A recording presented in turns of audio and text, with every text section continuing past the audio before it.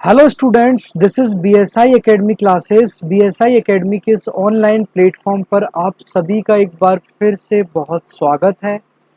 तो दोस्तों, आपने कल वाला वीडियो डेफिनेटली सभी ने देखा है और काफ़ी सारे स्टूडेंट्स का रिस्पांस आया था। अभी वो वीडियो उतना तो नहीं पहुंच पाया, लेकिन आप लोग सभी लोग अपने दोस्तों तक शेयर करो जो भी यहाँ पर महाराष्ट्र सेट एग्ज़ाम की प्रिपरेशन कर रहे हैं। तो हम जो जून 2025 का पेपर है उसे हम कंप्लीट सॉल्व कर रहे हैं। 2025 का पेपर सॉल्व करने का जो मकसद है यहाँ पर, क्योंकि 2026 में महाराष्ट्र सेट का पेपर आयोजित होने वाला, और इसके साथ साथ मैं आप सभी लोगों के लिए एक मोस्ट इंपोर्टेंट जानकारी ये शेयर करना चाहूंगा कि अगर आप लोग यूजीसी नेट 2026 की प्रिपरेशन कर रहे हैं तो बीएसआई एकेडमी के द्वारा 2026 का टारगेटेड बैच बीएसआई एकेडमी पर चलाया जा रहा है। तो आप लोग देर ना करें, जल्दी से जल्दी यहां पर बीएसआई परिवार से जुड़ें और 2026 के लिए यहां पर अपनी तैयारी को सुनिश्चित करके यहां पर यूजीसी नेट 2026 में अपना जेआरएफ या नेट क्लियर करें। इसके साथ साथ दोस्तों, महाराष्ट्र सेट का भी हमारे यहाँ पर कोर्सेज चलाए जा रहे हैं। तो महाराष्ट्र सेट का हम यहाँ से आप लोगों के लिए क्वेश्चन सीरीज स्टार्ट कर रहे हैं। 15 क्वेश्चन जो है वो कल तक हमने यहाँ पर डिस्कस कर लिए थे। आज के सेशन में आप 15 क्वेश्चन और देखेंगे। हो सकता है ये वीडियो आप लोगों के लिए और छोटा हो, लगभग 15 से 20 मिनट का हो। उसका पीछे दोस्तों रीजन जो है वो रीजन यहाँ पर यही है। रीजन यहाँ पर आप लोगों के लिए ये देखने को मिलेगा क्योंकि यहाँ पर जो क्वेश्चन दिए गए हैं वो क्वेश्चन काफी ज्यादा फैक्चुअल बेस में क्वेश्चन दिए गए हैं। ठीक है, क्लियर है। तो क्वेश्चन नंबर 16 हम यहाँ पर डिस्कस करने वाले हैं। Which of the following are recognised types of literacies according to contemporary educational discourse, यानी कि सिंपल भाषा में टाइप्स ऑफ लिटरेसीज कौन कौन सी होती हैं। ठीक है, जब हम लिटरेसीज की बात करते हैं तो यहां पर आप सभी लोगों को कौन कौन सी टाइप्स ऑफ लिटरेसीज देखने को मिलती है। सबसे पहली जो लिटरेसीज आप लोगों को देखने को मिलेगी दोस्तों, वो देखने को मिलेगी यहां पर इंफॉर्मेशन लिटरेसी।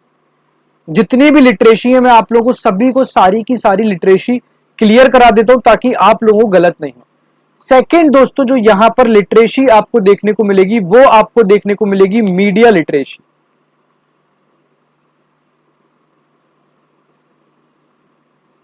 थर्ड दोस्तों, जो आपको देखने को मिलेगी वो मिलेगी यहां पर टेक्नोलॉजिकल लिटरेसी।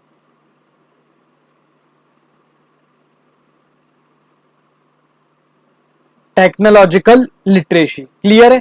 उसके आगे दोस्तों हम चलें तो फोर्थ जो है वो आपको देखने को मिलेगी यहां पर डिजिटल लिटरेसी। ठीक है, तो ये सारी यहां पर डिजिटल लिटरेसी, ये लिटरेसीज की अगर हम बात करें तो ये लिटरेसीज होती हैं according to contemporary educational discourse के अनुसार। यहां पर जो है नेशनल लिटरेसी नाम की कोई भी चीज नहीं होती है। तो इसका जो करेक्ट आंसर है दोस्तों वो है ऑप्शन नंबर ए, यानी कि first, second and fourth. Clear है। क्वेश्चन नंबर 17 हम लोग डिस्कस करेंगे। Which of the following are common extension activities in library. Library extension activities में कौन कौन सा कॉमन एक्सटेंशन यहां पर होता है। क्लियर है। सबसे पहला अगर हम देखें तो book mobile services to rural areas, क्या ये कॉमन एक्सटेंशन लाइब्रेरीज के अंतर्गत होता है? बिल्कुल होता है। ठीक है। Hosting books club and reading groups, बिल्कुल होता है। ठीक है। ऑप्शन नंबर 3 है दोस्तों, बुक बेडिंग इन लाइब्रेरीज, क्या ये होता है? नहीं होता। ठीक है। ऑप्शन नंबर 4 है दोस्तों यहां पर providing access to online databases and E resources. तो इसका जो करेक्ट आंसर है दोस्तों वो है 17 का बी, यानी कि option number B. First, second and fourth जो है यहां पर ये तीनों के तीनों ऑप्शंस करेक्ट माने गए।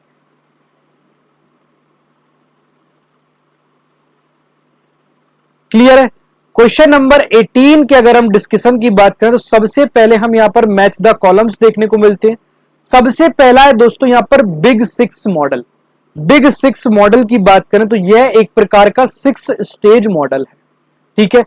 जो बिग 6 मॉडल है, यहां पर लिस्ट 1 में आपको मॉडल्स दिए गए और लिस्ट 2 में यहां पर उन मॉडल्स का यूज किया है और उनका एक्सप्लेनेशन आप लोगों को यहां पर लिस्ट 2 में दिया गया है। क्लियर है ना।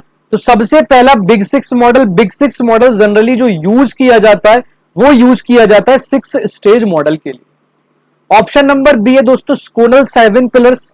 इसकी अगर मैं बात करूं तो ये यूज किया जाता है हायर एजुकेशन लाइब्रेरीज में, associated with higher education library services में जो है स्कोनल 7 पिलर्स यूज किया जाता है। ऑप्शन नंबर थर्ड है दोस्तों यहां पर एनकिल मॉडल। एनकिल मॉडल की अगर हम बात करें तो 10 एस्पेक्ट्स और स्ट्रेंथ्स मॉडल में जो है एनकिल मॉडल के बारे में यूज किया जाता है। ऑप्शन नंबर 4 देखते हैं कैरोल कुल्थन आईएसपी मॉडल की अगर हम बात करें तो कैरोल कुल्थन मॉडल जो है ये 7 stages of information seeking behaviour के लिए जाना जाता है।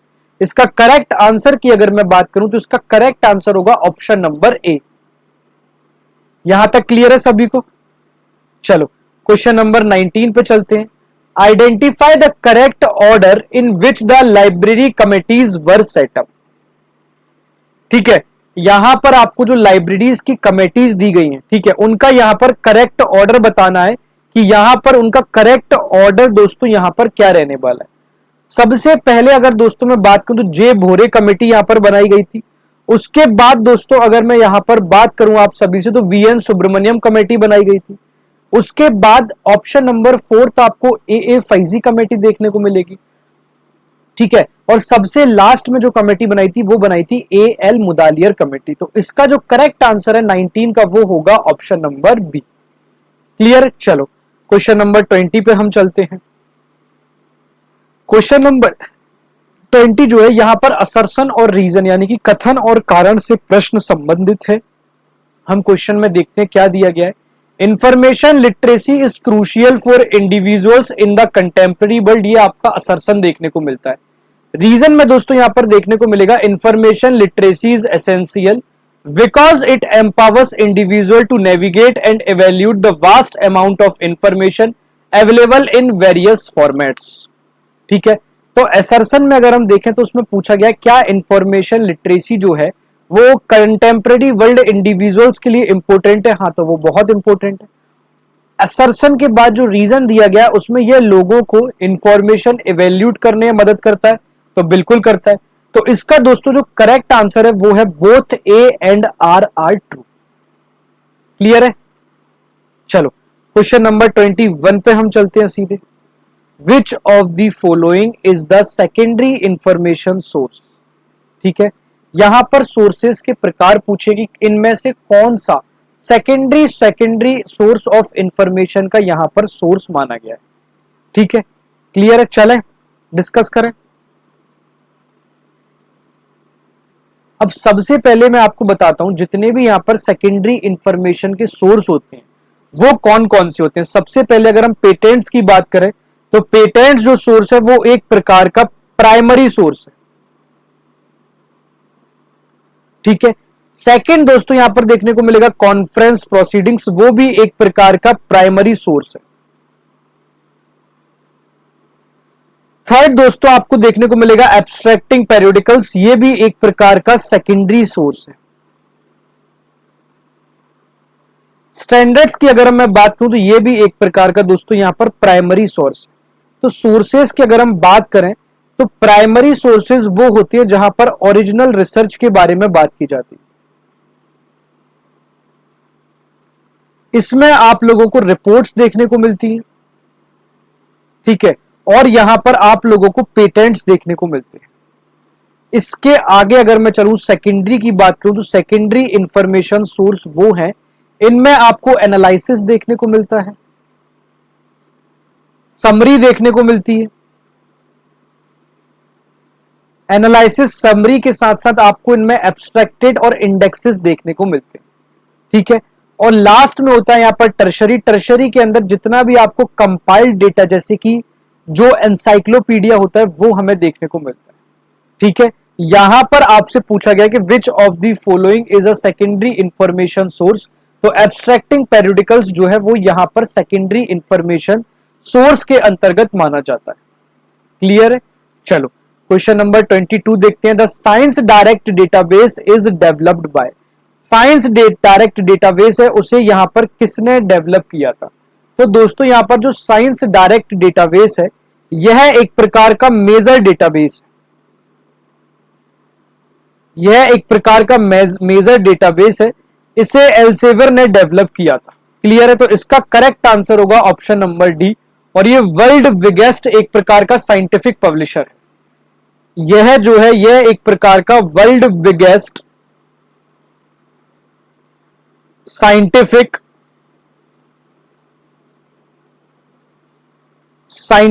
पब्लिशर माना जाता है। क्लियर है, चलो क्वेश्चन नंबर 23 पे हम चलते हैं। इज अ प्राइमरी डॉक्यूमेंट, इसमें से कौन सा प्राइमरी डॉक्यूमेंट है? सबसे पहले हम बिब्लियोग्राफी की बात करते हैं, तो यह एक प्रकार का टर्शरी डॉक्यूमेंट है। ठीक है, इसके बाद दोस्तों एक एनसाइक्लोपीडिया आता है, यह भी एक प्रकार का टर्शरी डॉक्यूमेंट है। एब्स्ट्रैक्ट्स की बात करते हैं तो यह एक प्रकार का सेकेंडरी डॉक्यूमेंट्स है। ठीक है, रिसर्च रिपोर्ट जो है यह एक प्रकार का प्राइमरी डॉक्यूमेंट है। तो इसका जो करेक्ट आंसर होगा वो होगा ऑप्शन नंबर डी। क्लियर है, चलो क्वेश्चन नंबर 24 पे हम चलते हैं। अ trade bibliography list, trade bibliography की कौन सी लिस्ट यहां पर शामिल करती है? ट्रेड बिब्लियोग्राफी वो चीज है जिसमें बुक्स अवेलेबल फॉर सेल के लिए यूज किया जाता है। इसमें जितने भी पब्लिशर्स होते हैं और जितने भी सेलर्स होते हैं,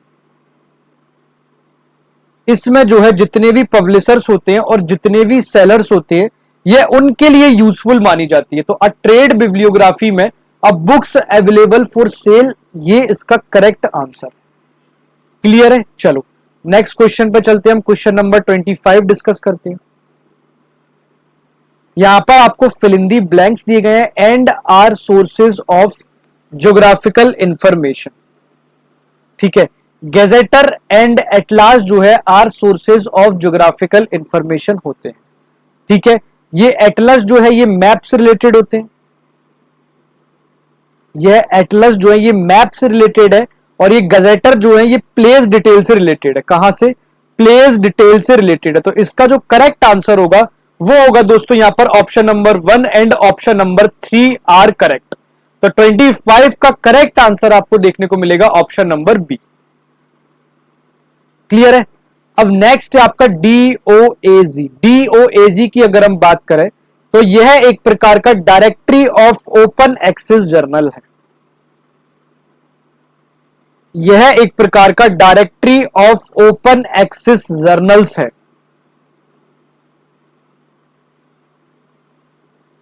ठीक है, यहां पर अगर आपको देखने को मिले तो यह एक प्रकार के ओपन एक्सेस जर्नल्स देता है। यह एक प्रकार के ओपन एक्सेस जर्नल्स देता है। दूसरा, यह एक प्रकार के फुल टेक्स्ट आर्टिकल्स देता है। ठीक है, तो डायरेक्टरी ऑफ ओपन एक्सेस की बात करें तो यह free plus full text articles देने के लिए काम करता है। तो इसका जो करेक्ट आंसर होगा वो होगा यहां पर ऑप्शन नंबर डी, यानी कि second and fourth are correct. यहां पर अगर हम देखें तो प्रोवाइड्स फुल टेक्स्ट आर्टिकल्स और provides list of journals and articles. 26 का जो करेक्ट आंसर होगा वो होगा यहां पर option number D. Question number 27 पे हम चलते हैं। मराठी विश्वकोश इस, जो मराठी विश्वकोश है वो क्या है? तो मराठी विश्वकोश दोस्तों एक प्रकार का जनरल एनसाइक्लोपीडिया है। एक प्रकार का जनरल एनसाइक्लोपीडिया है। इसके साथ साथ यह एक प्रकार का मल्टी वॉल्यूम भी है।